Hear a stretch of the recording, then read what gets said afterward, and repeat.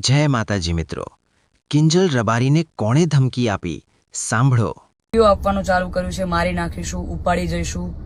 Video upload કરેલો જેમાં મેં જણાવેલું કે મેં લગ્ન કરી લીધા છે, મારી રાજી ખુશીથી હું એમના જોડે રહું છું, એમના જોડે આવી છું. છતાં પણ અમુક લોકોએ સોશિયલ મીડિયામાં વિરોધ કરવાનું ચાલુ કર્યું છે, ધમકીઓ આપવાનું ચાલુ કર્યું છે, મારી નાખીશું, ઉપાડી જઈશું.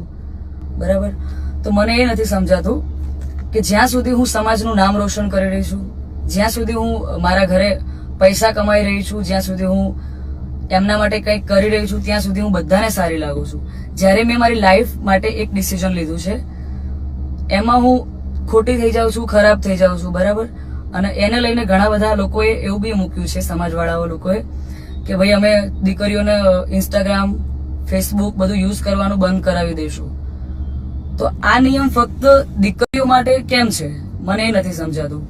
આપણા દીકરાઓ જયારે કોઈ બીજા સમાજની દીકરીને લઈને આવે છે ત્યારે આપણે બધું એક્સેપ્ટેબલ હોય છે, જયારે એ જ કાર્ય આપણી દીકરી કરે છે ત્યારે આપણે એના વિરુદ્ધમાં જઈએ છીએ. તો મને એવું લાગે છે કે અત્યારે તમે એકતા કરી રહ્યા છો, બહુ સારી વાત છે કે સમાજ એકતા કરે છે, પણ તમે લડવામાં નહીં, સમજવામાં એકતા કરશો તો વધારે સારું રહેશે. બાકી તો હું કાયદાકીય પગલાં લેવાની જ છું. અને આ બાબતે હું આપણા વિધાનસભાના અધ્યક્ષ શ્રી શંકરભાઈ ચૌધરીને વિનંતી કરું છું, અને આપણા ગૃહમંત્રી શ્રી હર્ષભાઈ સંઘવીને પણ વિનંતી કરું છું કે મને આમાં સપોર્ટ કરે. અને બાકી તો આપણે કાયદાકીય રીતે લડવાની તૈયારીમાં છીએ. અને મારા સમાજને એક પ્રેમથી મારી આ રિક્વેસ્ટ હતી કે હું સમાજની દીકરી છું, અને મેં જે કંઈ પણ પગલું લીધું છે એ મારી પર્સનલ લાઈફ છે, મારી પોતાની ચોઈસ છે. તો એના પર કોઈ સવાલ કે કોઈ કમેન્ટ્સ કરવાનો કોઈને અધિકાર નથી.